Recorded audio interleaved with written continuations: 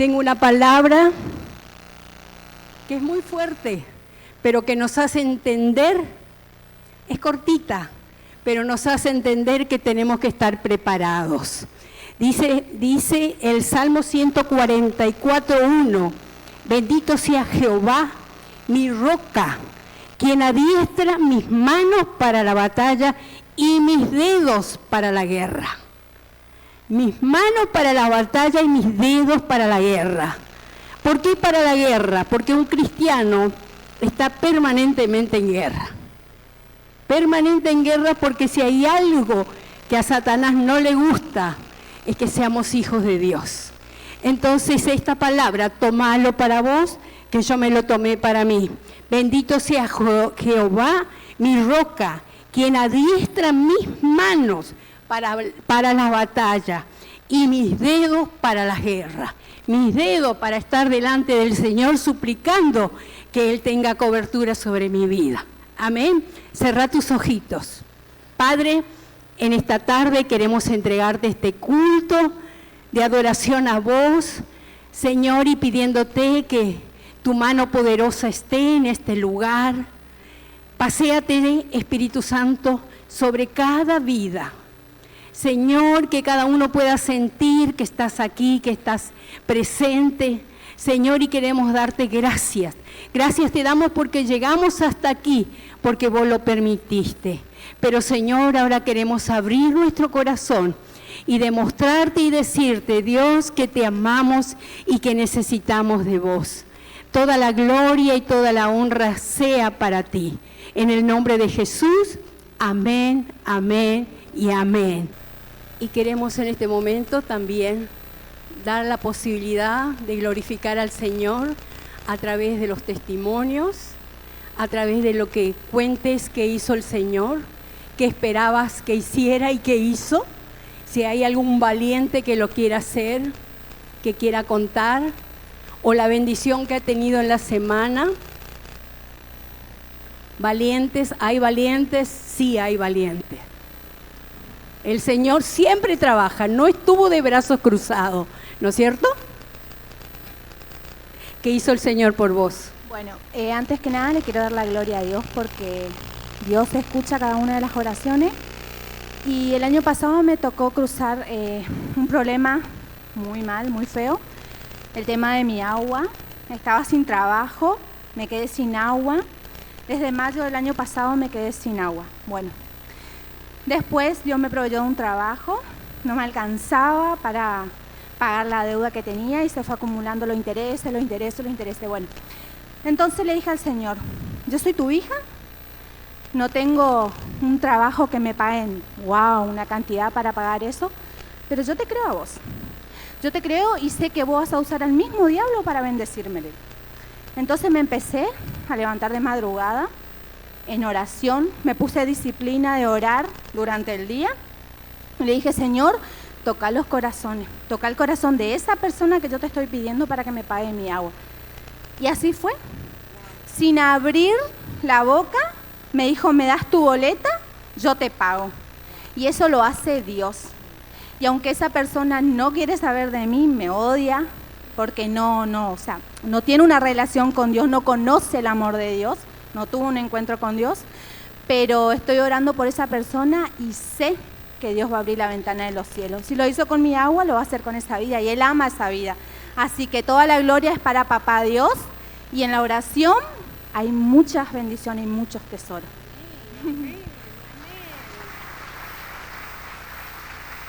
Y si lo hizo con el agua de mi hermana, lo puede hacer con tu problema, con tu situación. Ay. Hoy estoy todo de verde. Wow.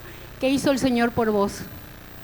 Bueno, el año pasado nosotros comenzamos un proceso bastante complejo porque mi esposa estaba embarazada y yo soy docente y tenía un solo cargo, como docente, lo cual a comienzo de año no daba para cubrir los gastos básicos, de la familia.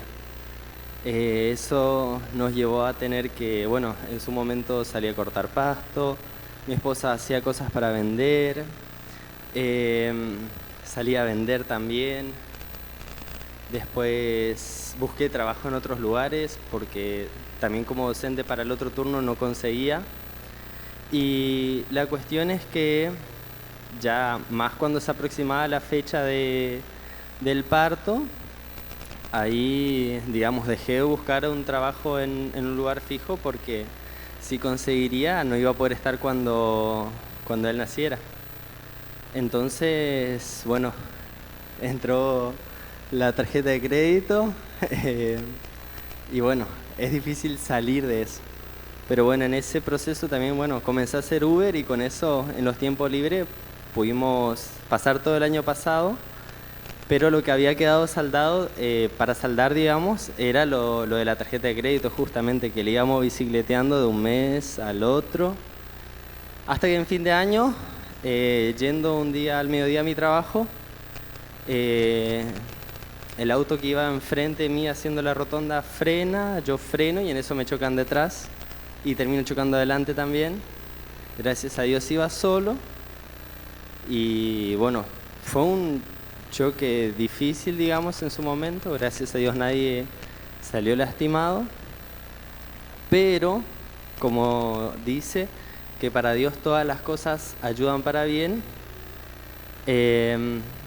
hice todos los trámites por el seguro y el martes, o sea, el martes de esta semana, cobramos el monto del seguro y con eso pagamos todas las deudas y compramos los materiales para hacer un local enfrente de nuestra casa. Así que Dios abrió las puertas a través de eso, que fue en un momento algo difícil. Dios lo usó para bendecirnos. Así que quiero dar gracias a Dios y quiero dar gracias a Dios porque Él en todo tiempo estuvo con nosotros, con nuestro hijo. Así que toda la gloria es para Dios.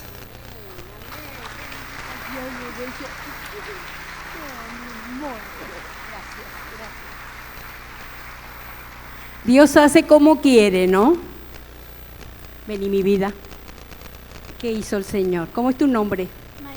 Mailén. Mailén, ¿qué hizo el Señor por vos? Bueno, antes que nada quiero decir que la verdad esto me encantó demasiado. Fue cuando yo no tenía, en la escuela pasaba que no conseguía nada de amigos, o sea, era un poco sola. O sea, me dolía que mucha gente, cuando era amiga, me solía traicionar. Un día oré por una amiga leal que nunca me traicionara, que fuera mi mejor amiga para toda la vida. Hasta que, como de repente vi una compañera que a veces me solía hablar a mi compañera y después me vio. Y bueno, antes no éramos tipo muy cercanas, hasta que un día, digamos por receso, algo me dijo, Martina estaba mal, ya tenía mucho dolor y eso. Y algo dentro me decía que la ayudara. Entonces la ayudé, fui como la única compañera de su grado, la única compañera, ella es de sexto, yo soy de quinto, bueno, ahora pasé sexto, y yo la ayudé. Y en ese momento Martina y yo empezamos a acercarnos un poco. Martina me conoció mejor, supo que yo sufrí muchas cosas y comenzamos a ser amigas, ahora somos inseparables. Quiero agradecer mucho a Dios por tener una amiga que me valora por lo que soy.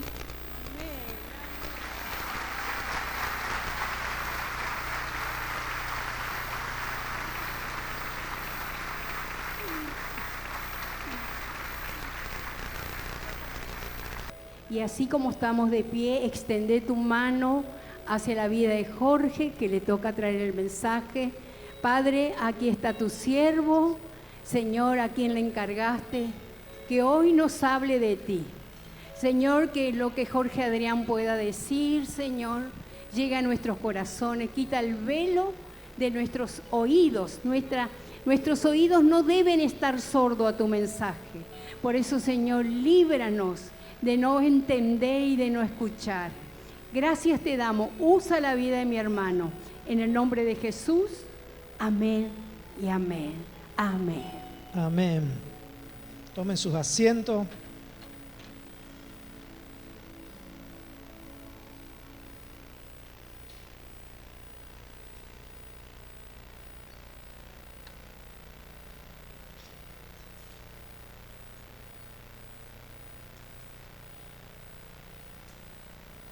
Cuando Jesús nos enseñó la oración del Padre Nuestro,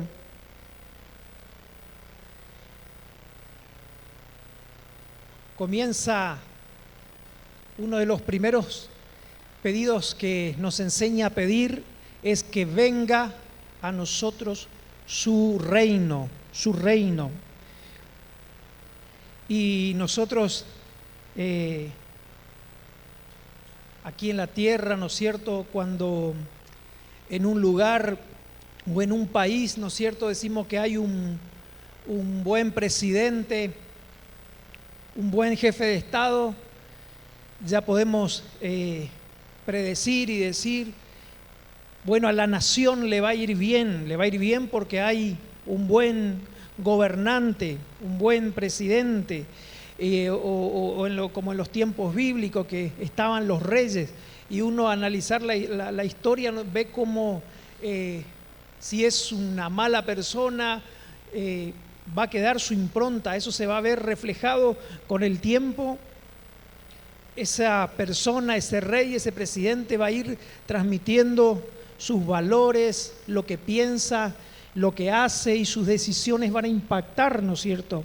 Y Jesús nos está invitando a que nosotros pidamos por su reino.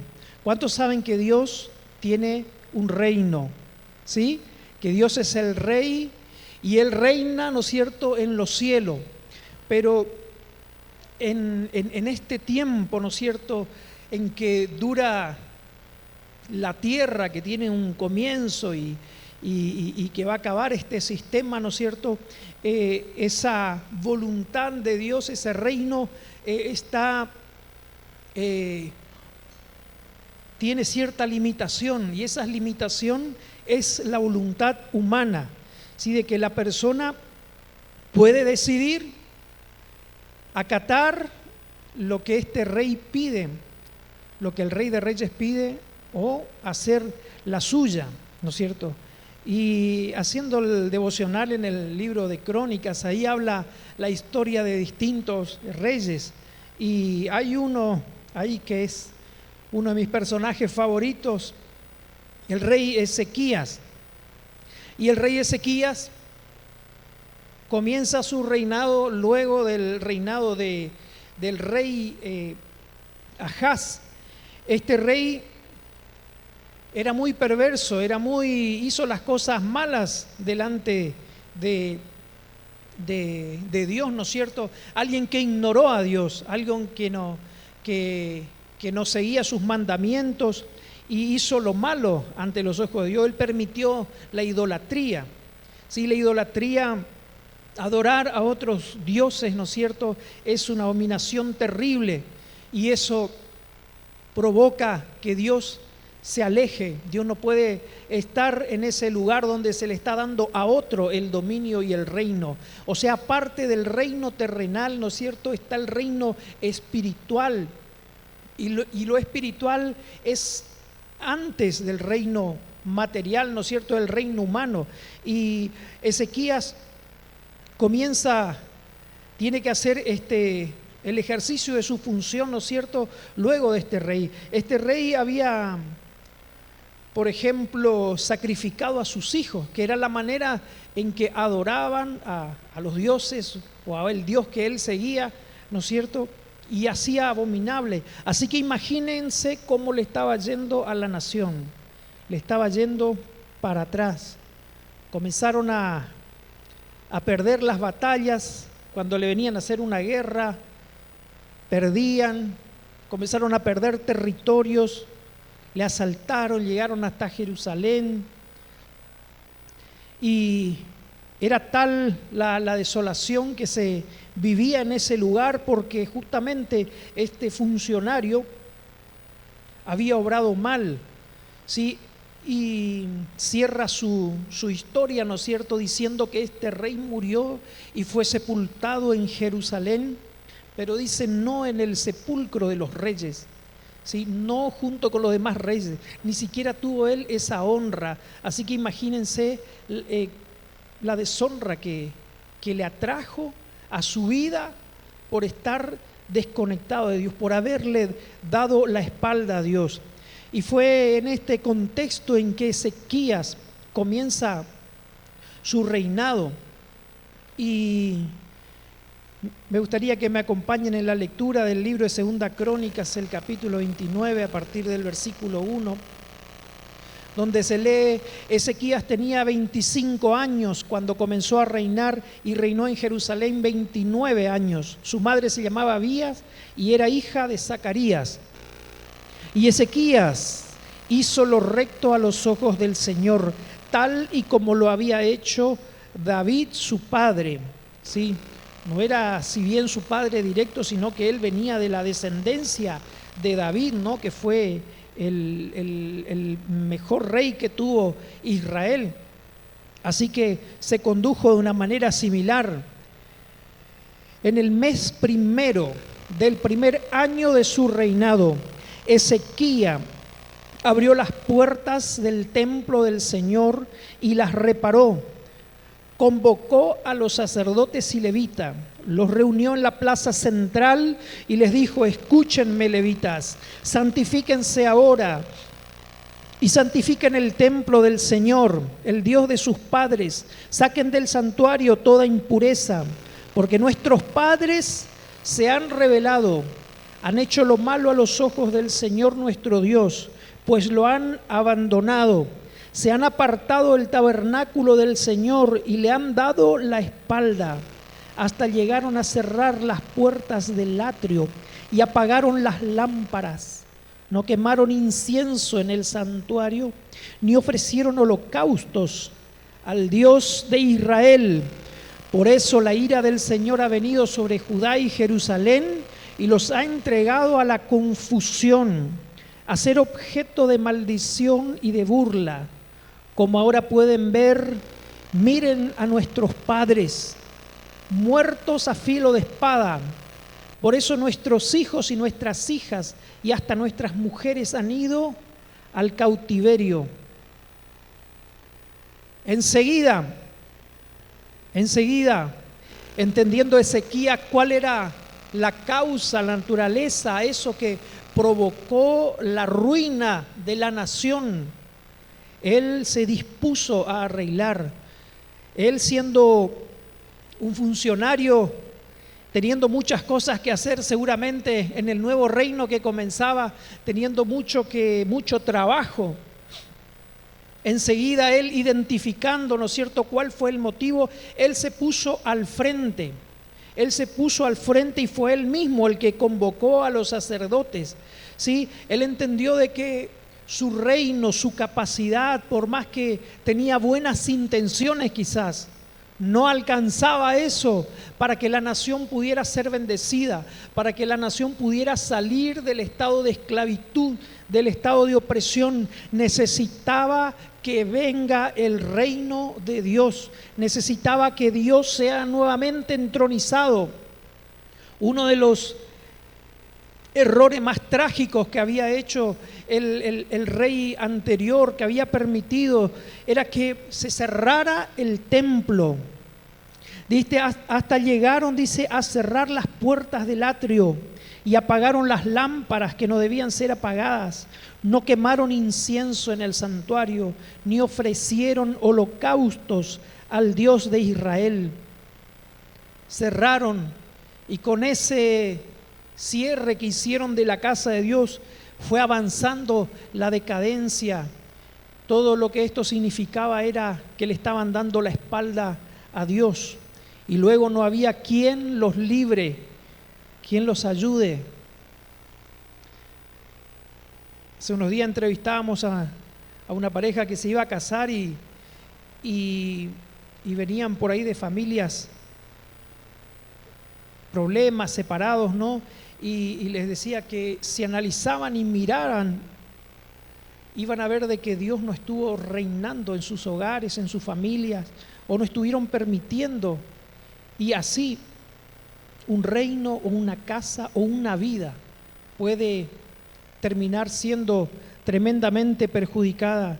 Y así que vemos que este reino de Dios no está en la tierra representado, no está llevado a cabo por medio de ángeles, ¿sí? Si bien dice que los ángeles son ministros y trabajan y realizan, tienen su trabajo que hacer en este lugar, pero a quienes utiliza para hablar, para manifestarse, es a sus hijos, es a la iglesia,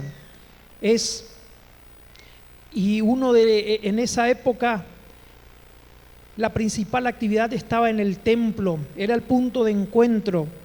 Así que Ezequías, al detectar esto, él pronto se puso a la cabeza, así que usó su influencia, usó su capacidad, usó sus talentos, y si vemos la historia, vemos que él usó hasta sus recursos, contribuyó con sus bienes para que todo se pudiera realizar y llevar a cabo. También vemos acá a otros personajes, el caso de los sacerdotes, de los levitas, que eran una de las 12 tribus que habían seleccionado para hacer el trabajo en el templo. ¿Sí? No era cualquiera que podía estar en ese lugar, tenían que ser de la tribu de Leví. En esa época ellos tenían este llamado a hacer este trabajo. Era un trabajo muy digno, muy importante. Imagínense, no tenían que estar sirviendo ante personas solamente, sino que estaban ante la presencia de Dios. Tenían esa cercanía a Dios, podían estar ahí cerca y escuchar y conocer y aprender y tener un nivel de cercanía a Dios como no lo podía tener el resto. Pero debido a que el rey anterior había cerrado las puertas y habían cesado su trabajo, aparentemente comenzó a decaer la moral, la autoestima quizá de estos sacerdotes, de estos levitas, y es por eso que el rey les comienza a animar. A lo mejor se veían que no eran muy populares, estaban desmoralizados.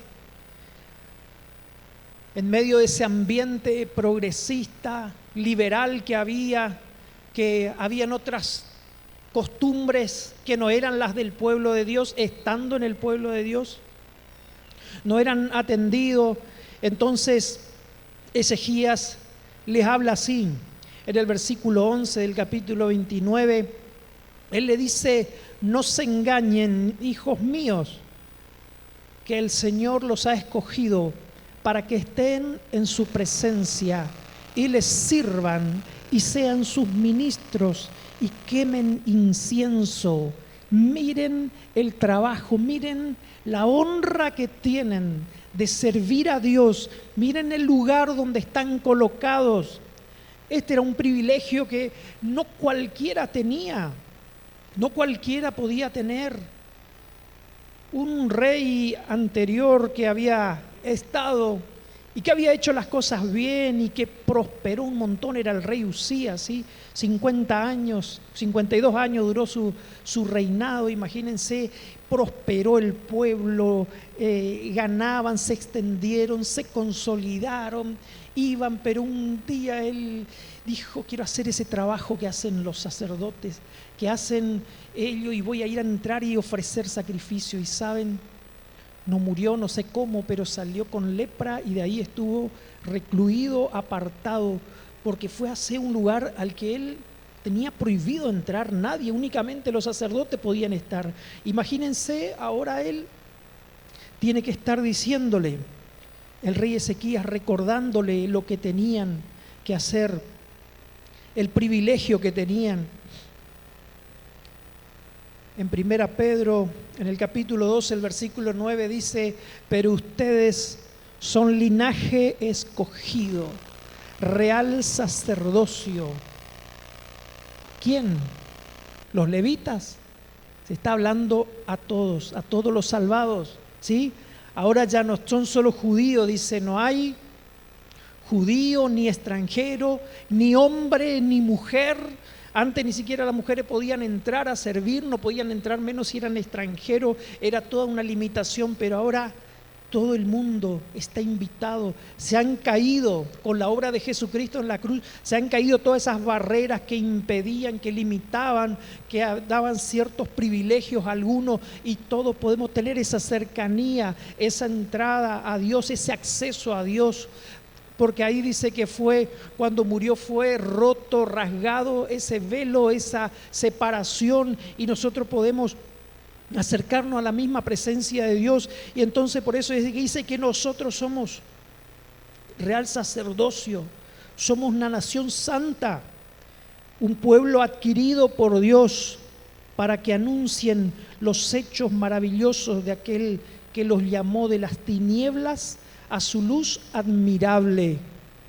Tenemos una tarea y un objetivo noble, tan grande de hacer. Como cantábamos hoy, fuimos perdonados, fuimos rescatados, serviremos. No solamente Dios nos llama a ser espectadores de algo que pasa, ¿sí? No solamente es como ir a mirar una obra de teatro. Dios nos permite que entremos y que seamos parte de su reino, que formemos parte de lo que Él quiere hacer en la tierra. Por eso a cada uno nos da talento, nos hace un llamado para trabajar, para que le sirvamos. Es algo que nosotros debemos cuidar, que tenemos que valorar, tenemos que reconocer lo importante que es, pero también tenemos que cuidar esto que Dios nos ha dado, cuidarnos de la tibieza, porque así con un debilitamiento,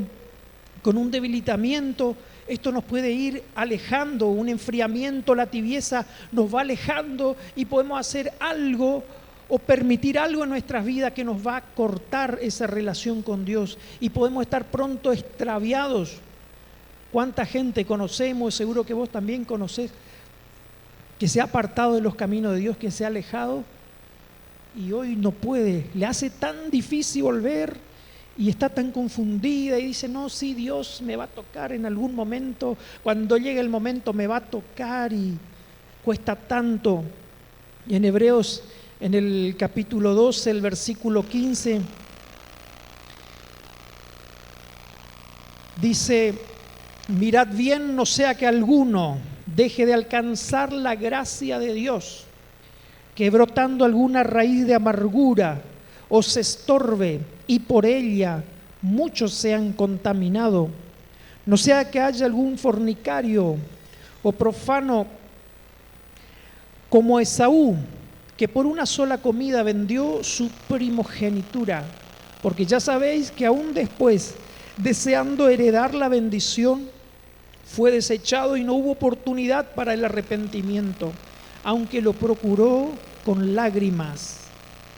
No sea que alguno deje alcanzar la gracia, que brotando alguna raíz de amargura, porque algo pasó, porque algo se enojó, porque le ofendieron, se va a alejar, se va a apartar, se va a tomar un año sabático y va a permitir que esa raíz de amargura crezca, sí, que le estorbe y le contamine el corazón. Y dice, no sea que haya algún fornicario o profano como Esaú, que por una sola comida vendió su primogenitura. Aquí en el Nuevo Testamento, el escritor a los hebreos toma un ejemplo del Antiguo Testamento y habla de Esaú. Esaú era el hermano de Jacob, y Jacob es lo mismo que Israel, ¿no es cierto? El padre de la nación de Israel. Ellos eran hermanos gemelos, pero Esaú había nacido primero, así que ese le hacía el hermano mayor, al haber nacido un momento antes, ¿no es cierto? Entonces él tenía este derecho, esta primogenitura, este derecho especial lo tenía él. Era muy importante esto.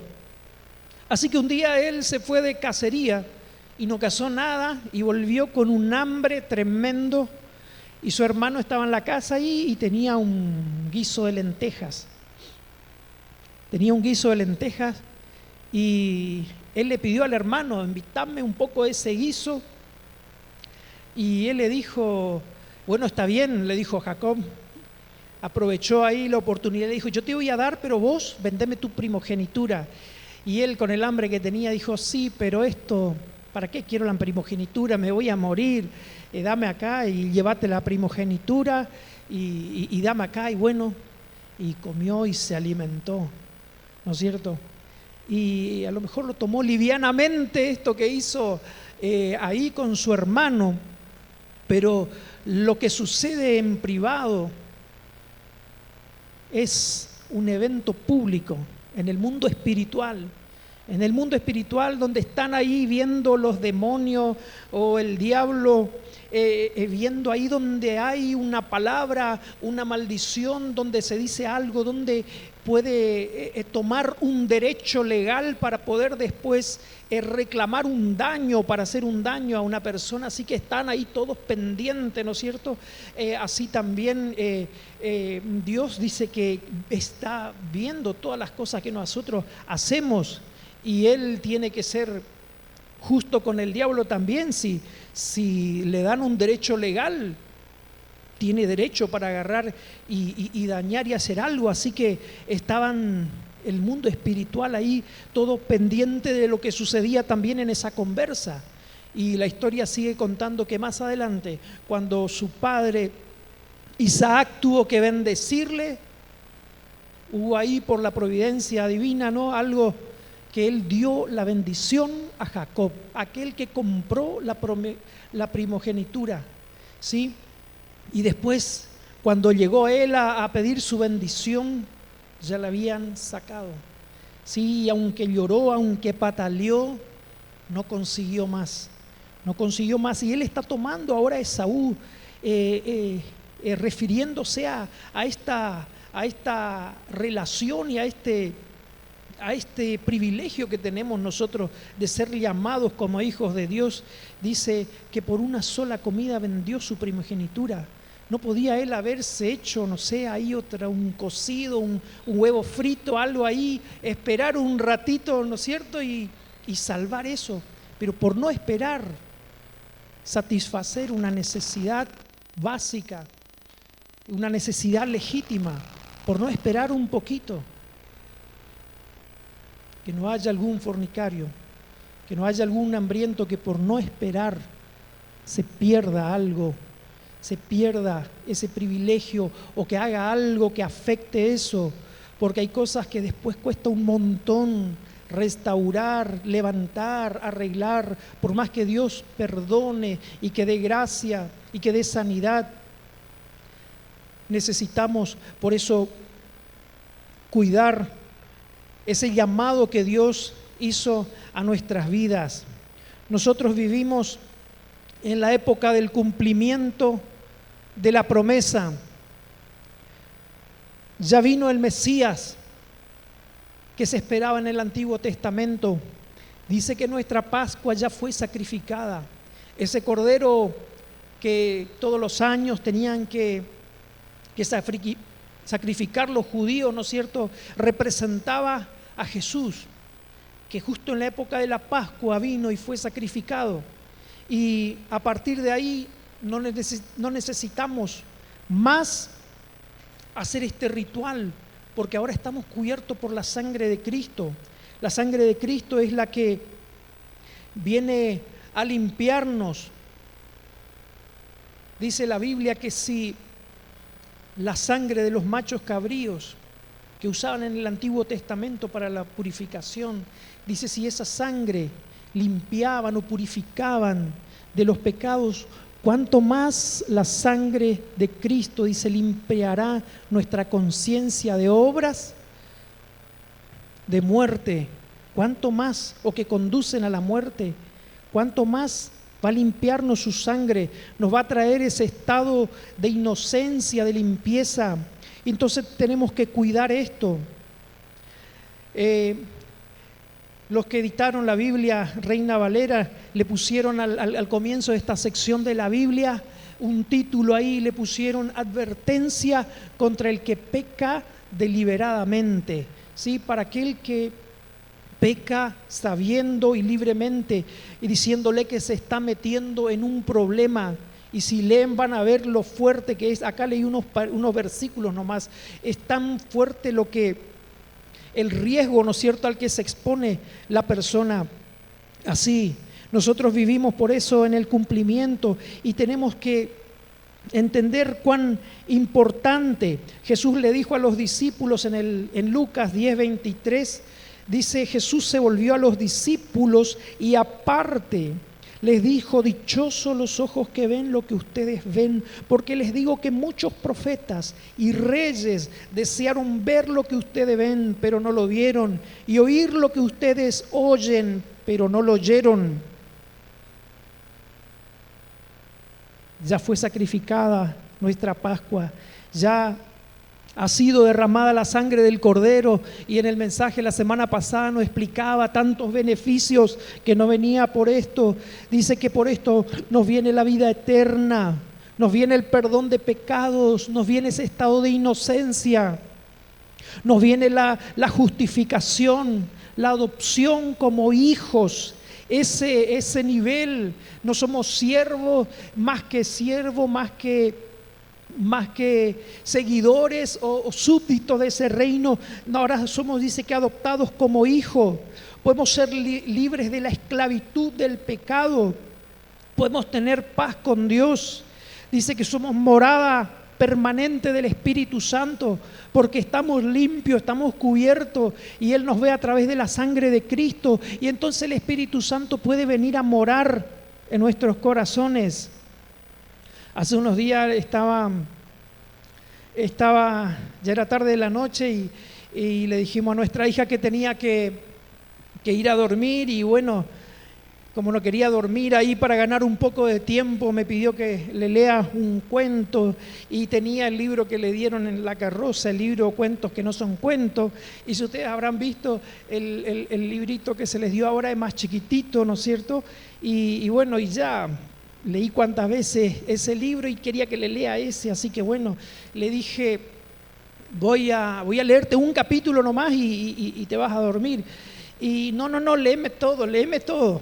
Y bueno, así que bueno, comencé a leerle, y llegando más o menos a la mitad, se habrán dado cuenta los que leyeron, los que conocen el libro anterior, que hay un personaje que entra que no está en el libro anterior, ¿no es cierto?, que es Supercapaz. Y Supercapaz es un personaje de otro libro, pero hay unas páginas ahí y se mezcla ahí entre los personajes de cuentos que no son cuentos. Y bueno, me pareció interesante, qué sé yo, y bueno, lo comencé a leer. Y bueno, Supercapaz es una representación del Espíritu Santo. Así que lo presenta en contraste con otros héroes. Así que comienza a decir de que este héroe es real, que es poderoso, que está con nosotros, y comienza a hablarnos, y comenzamos a avanzar en la lectura, y el Señor comenzó a hablarnos, y ya la lectura estaba siendo costosa. Y bueno, hice una pausa ahí para explicarle un poquitito de qué se trataba, por si no estaba entendiendo, y en un momento me abraza y me dice: gracias por enseñarme siempre de Dios. Y sigue la lectura diciendo que para que Supercapaz venga a nuestro corazón tenemos que invitarle a Jesús que venga a nuestro corazón. Entonces nos va a enviar al Espíritu Santo, ¿no es cierto? Y hay que hacerle la pregunta: ¿querés hacer? ¿Y cómo se va a resistir cuando es manifestada ya su gloria? Cuando el Señor está presente y se está revelando. Y dice, Jesús había dicho: ¿cuánto más dará el Espíritu Santo, Dios, a quienes se lo pidan? ¿Sí? Y Él ya nos dio, ya vino Pentecostés y el Espíritu Santo fue enviado y está activo en la iglesia, está activo en nuestras vidas, y tenemos por lo tanto que nosotros cuidar esta relación. Tenemos que hacer que se encienda esto, tenemos que hablar con Él. Nosotros cantábamos hoy: ven Señor, enciende a tu novia, enciende a tu iglesia, enciende a tu casa, ven, enciéndeme, ven, enciéndeme. Y esa es la línea, lo que encontramos tanto en el Nuevo Testamento como en el Antiguo Testamento. Podemos ver que Habacuc también decía: hemos escuchado lo que hiciste, tus obras nos dejan pasmados, tan grandes, vuélvelas a repetir, vuélvelas a repetir. Y Dios nos invita a seguir en esto, a que busquemos esa llenura. Dice el apóstol Pablo, decía: aviva el don que recibiste. Te aconsejo que avives el fuego del don de Dios que está en ti, del don que Dios te ha dado.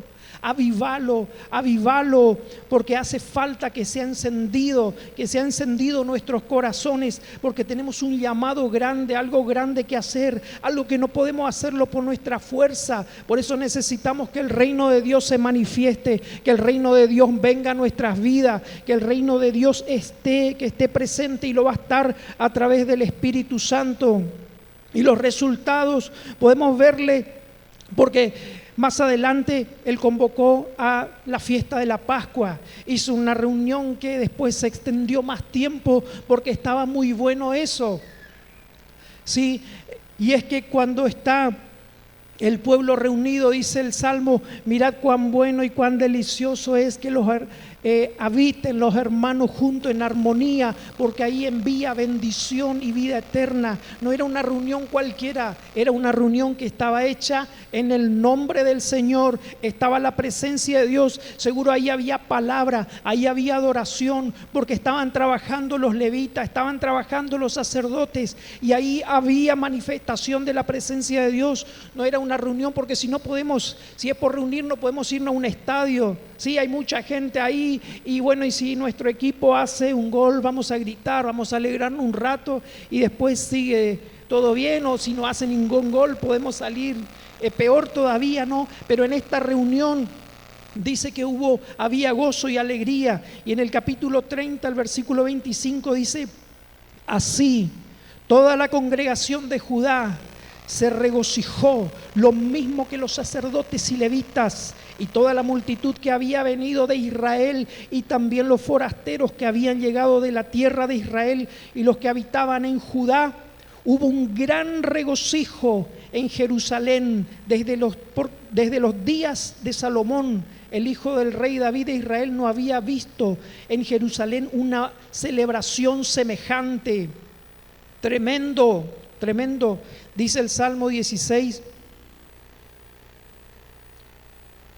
en la segunda parte del versículo 11: en su presencia hay plenitud de gozo, delicias a su diestra para siempre. En el Salmo 4:7 dice: tú diste alegría a mi corazón mayor que la de ellos, cuando abundaba su grano y su mosto, mayor que la de ellos cuando había tal prosperidad. Tú diste alegría a mi corazón. Era la presencia de Dios la que estaba formando esa atmósfera de alegría, de cambio, porque de pronto el pueblo comenzó a ver, comenzó a abrir los ojos, comenzaron a entender el sentido de la vida, el propósito de la vida. Su vida comenzó a tener significado, comenzaron a darse cuenta que su vida iba a ser trascendente, y no estaban más perdidos, no estaban más a tientas. Dice que uno de los profetas se refería a Jesús cuando iba a venir Jesús, diciendo que luz resplandecía en el lugar donde iba a estar. ¿Sí? Jesús dijo: el que me sigue no andará en tinieblas. Y ellos comenzaron a andar en luz. ¿Sí? Comenzó a manifestarse esa luz en medio del pueblo, y el resultado es que hubo gran regocijo y gran alegría. Y yo quiero invitar a aquellas personas que por ahí vinieron por primera o por segunda vez, mientras toda la iglesia está orando, quizás se dé cuenta que solo en su reino individual, o en su lugar, o en su vida, no alcanza su sabiduría, no alcanza lo que tiene, no alcanza lo que sabe, no alcanza lo que tiene, y que necesita de Dios, que necesita a Jesús, te quiero decir que sí, que sin Jesús no vamos a estar plenos, no vamos a estar completos. Nada terrenal puede llenar a una persona que ha sido creada para el cielo, para una persona que tiene espíritu. Únicamente el Espíritu Santo, únicamente Jesús puede llenar ese corazón, puede venir, puede dar vida, puede dar luz. Así que si querés que Jesús entre a tu corazón, que Jesús venga a tu vida, que Jesús sea el Rey de tu vida, yo te voy a guiar en una oración para que le digas directamente a Jesús que está en nuestro medio, que está en este lugar. Vos decilo, y si lo decís de corazón, Él va a entrar a tu vida. Repetile detrás de mí esta oración. Decile así: Señor Jesús, te agradezco porque viniste al mundo a morir por mis pecados. Yo te necesito. Hoy reconozco mi necesidad de ti. Por eso ahora abro la puerta de mi corazón y te recibo como mi único y suficiente Salvador. Te pido que entres a mi vida, que llenes cada lugar, cada área. Quiero que tú seas mi Rey y a partir de ahora quiero seguirte. Te pido que anotes mi nombre en el libro de la vida. Gracias por salvarme. Amén. Quizás haya aquí alguna persona que hizo esta oración por primera vez, pidiendo a Jesús que entre a su vida. Y si hay alguna persona, quisiéramos saber si puede levantar ahí donde está su mano, puede levantar su mano si hizo esta oración por primera vez. Que Dios te bendiga. ¿Hay alguien más que hizo esta oración pidiendo que Jesús entre a su vida? Que Dios te bendiga, Dios te bendiga. ¿Hay alguien que hizo Dios te bendiga, Dios te bendiga? ¿Alguno más hizo Dios te bendiga, Dios te bendiga, Dios te bendiga, Dios te bendiga? Dijo Jesús: ninguno viene a mí si el Padre que me envió no le atrajere. Y aquel que viene a mí, yo no le echo fuera.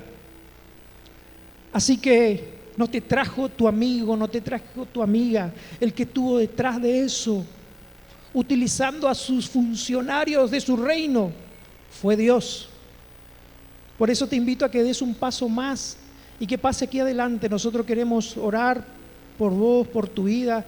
La iglesia quiere bendecirte. Por eso te invitamos a que pases aquí adelante un ratito, solo para orar, para bendecirte.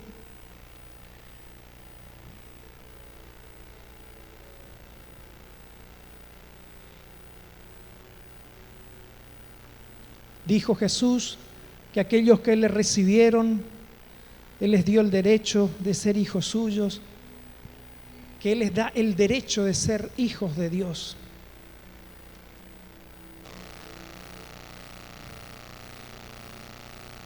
Dijo que aquel que le confiese delante de los hombres, Dios un día le va a confesar delante del Padre y delante de los ángeles de Dios, si aquellos que decidieron seguirle. ¿Hay alguno más que quiere que Jesús le esperamos un ratito? ¿Alguien más que ha invitado a Jesús que venga a su vida? Él es el único que puede traer plenitud a sus vidas, el único que puede completar su vida para que sean realmente significativas. Así que nosotros como iglesia queremos orar por ustedes. Iglesia, ¿me acompañan a bendecir a los nuevos hermanos? ¿Sí? Nosotros no decimos hermano porque dice que a los que le recibieron, Él les dio el derecho de ser hijos de Dios. Así que tenemos un mismo Padre, ¿sí? Por eso somos hermanos, ¿no es cierto? Padre, gracias te damos, Señor, por mirarnos con misericordia, Señor, y por permitirnos, Señor, acercarnos a ti. Y gracias por la vida, Señor, de cada una de estas personas que tú has traído en esta noche, Señor. Tú los trajiste, usaste a diferentes personas, Señor, para que vengan, Señor, pero eres tú quien les está llamando, Señor, porque quieres comenzar una relación con ellos. Señor, por eso te pido que tú los bendigas. Y ahora, Señor, queremos invocar, Señor, la sangre de Cristo sobre sus vidas, para que los guarde del maligno. Señor, si están alguno de ellos necesitando de salud física, salud emocional, espiritual, en el nombre de Jesús, por las llagas de Cristo, nosotros te pedimos que tú les des, que tú les sanes, que tú les hagas libre, que tú les hagas libre. Si están desesperados por alguna situación, Señor, que entiendan ahora, Señor, que tú les vas a ayudar, que tú les vas a sostener, Señor, porque tu yugo, tu carga es fácil, es ligera, Señor, y ahora le vas a ayudar con cada carga, Señor, por eso que puedan tener gente que les ayude, Señor, en su caminar, así como los han traído hasta acá, que los ayuden a conocerte cada día. Señor, bendice sus familias, bendice, Señor, sus trabajos, bendice, Señor, todos los que hacen, en el nombre de Jesús. Amén, amén. Bienvenidos a la familia de Dios. Y ahora, por último, un paso más, le pedimos que, acá está este señor con el estandarte, que le acompañen un ratito, que tienen algo que quieren entregarle un ratito, por favor, le acompañan. Gracias.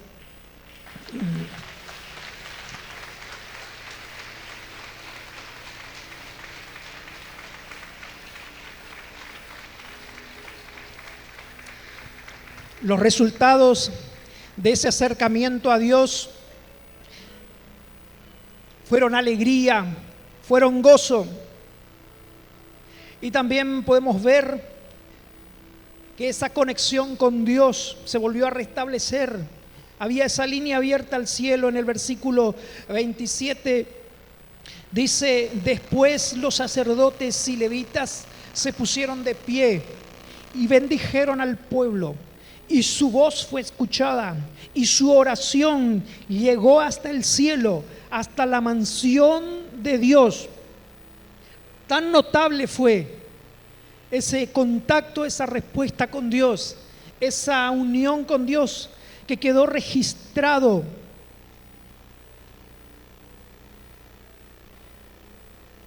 Cuando volvemos, esto nos comienza a proteger. Decía el profeta Jeremías que sin profecía, el pueblo se desenfrena. Sin profecía, sin palabra de Dios, el pueblo se tuerce, se desbanda, se va, se erra, comienza a equivocarse, comienza a tomar malas decisiones, comienza a perder, comienza a tener desventaja, entra en una desventaja tremenda. Aún aquellas cosas que fueron por ahí en un momento una bendición, cuando Dios no está en el centro, comienzan a ser un perjuicio, una maldición.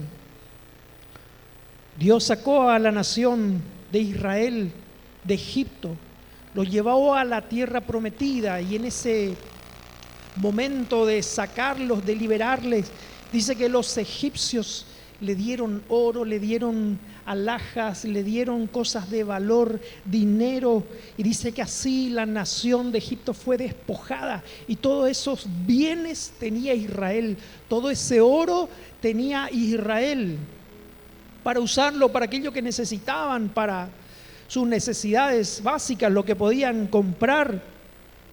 Tenían todo ese oro. Y cuando Moisés se apartó un tiempo para buscar de Dios,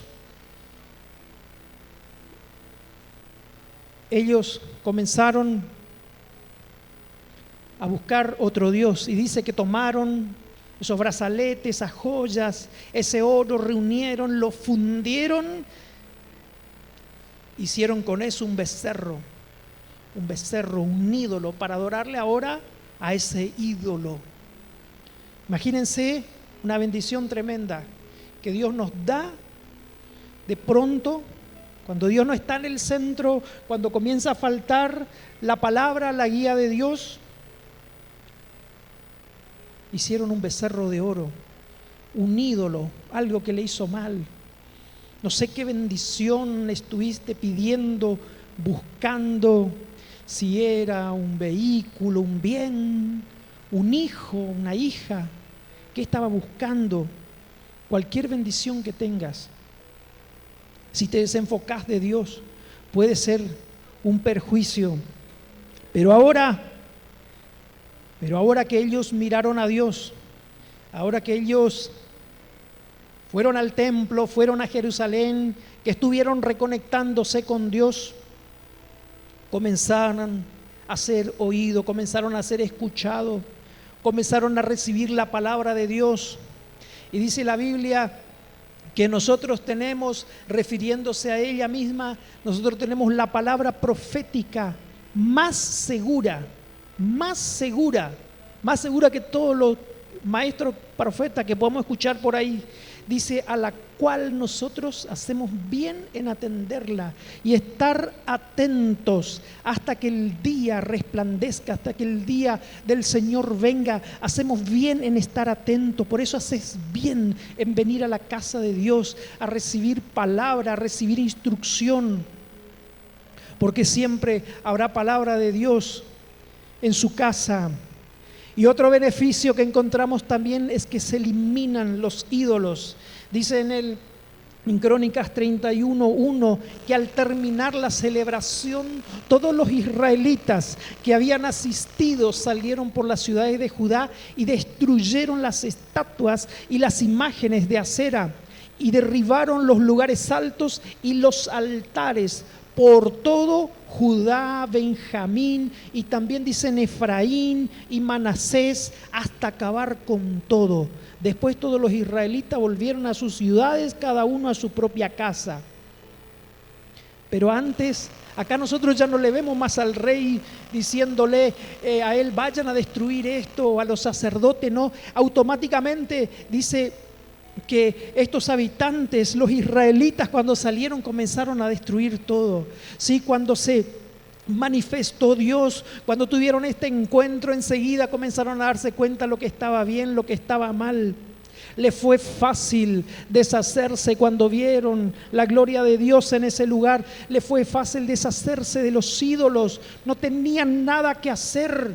No tenían nada que hacer esos ídolos frente a la gloria de Cristo. Así que comenzaron también, cuando su corazón fue liberado de estas cosas, dice que en el mundo físico también tendría que ser limpiado. Y ahí dice, destruyeron las estatuas y las imágenes de acera. Pero supongo yo que habían otros cuantos ídolos más, porque dice que el rey anterior había ofrecido a sus hijos en honor a Dios y los hijos ofrecían al dios Moloc. Así que seguro que también me puedo imaginar destruyendo a Moloc, a sus ídolos, a los ídolos del dios Mamón, el dios del dinero. Seguramente agarraron las revistas pornográficas que tenían por ahí, comenzaron a quemar, comenzaron a destruir. Agarraron los celulares y comenzaron a borrar videos, fotos, cuestiones que no estaban bien. Enseguida comenzaron a detectar, comenzaron a eliminar, comenzaron a deshacerse de todo, porque no querían volver a pasar por esa experiencia de retraso, de maldición, de problema, por haber tolerado, por haber adorado a otros ídolos. Y dicen, adoren al Señor en la hermosura de la santidad. Le invito a que se pongan de pie. Dice la Biblia que la santidad conviene a su casa. Dios va a estar en el lugar donde Él es respetado, donde Él es honrado, donde Él es buscado. Él va a estar, Él está más apurado que nosotros en avivarnos, en encendernos.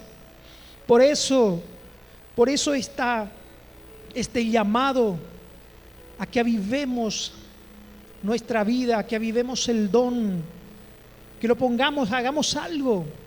Sí, como cuando queremos avivar una brasa, un fuego, que le hacemos viento, que le soplamos, que le hacemos algo. Comienza a activar lo que tenés, a usar para que comience a dar fruto, porque cuando comiences a ver, se va a encender tu corazón. Y eso va a alejar todo esto que te contamina y que te haga mal. Adoremos a Dios y pensá en este momento qué ídolos hay, qué cosas hay.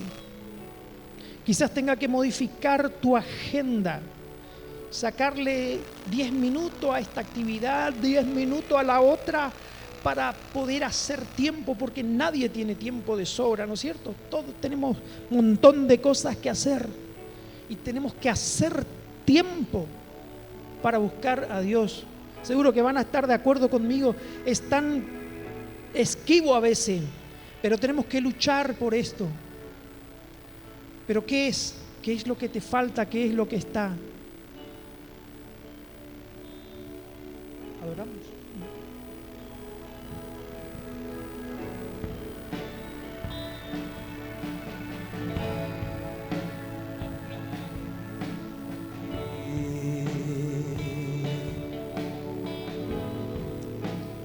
No me dejes ir.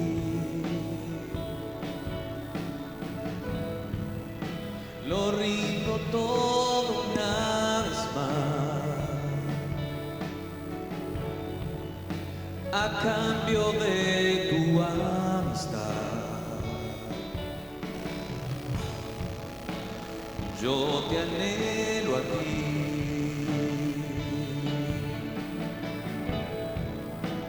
solamente a ti.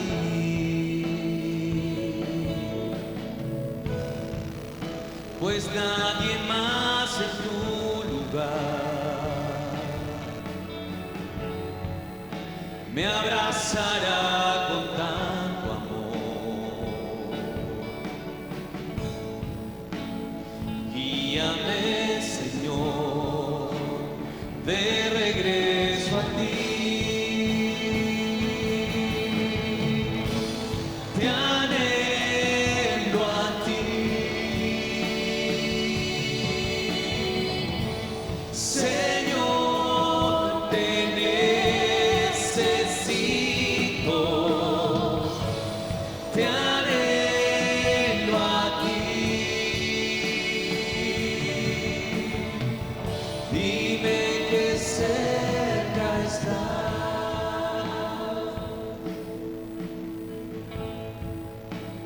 Tráeme a ti. Y no me dejes ir, Señor.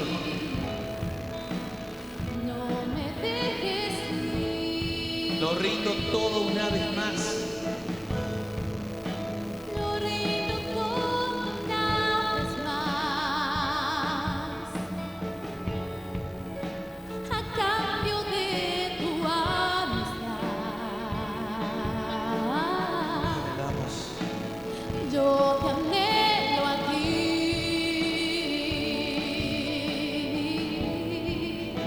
solamente a ti,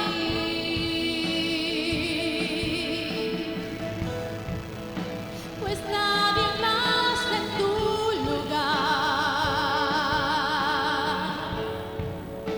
me abrazará con tanto amor. Guíame, Señor, de regreso a ti. Te anhelo a ti, Señor, te necesito, te anhelo a ti.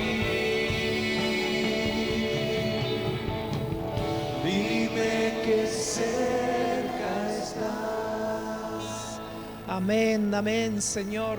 Anhelamos a ti, Señor, tu presencia, que solo tú seas nuestro Rey y el Rey de esta casa. Amén. Iglesia, Dios te bendiga, te guarde, Dios haga resplandecer su rostro sobre ti y tenga de ti misericordia. Dios alce a ti su rostro y ponga en ti paz Que Dios te bendiga, que tengas una buena semana. Así que saluda a su hermano, denle un abrazo y nos vemos la próxima semana.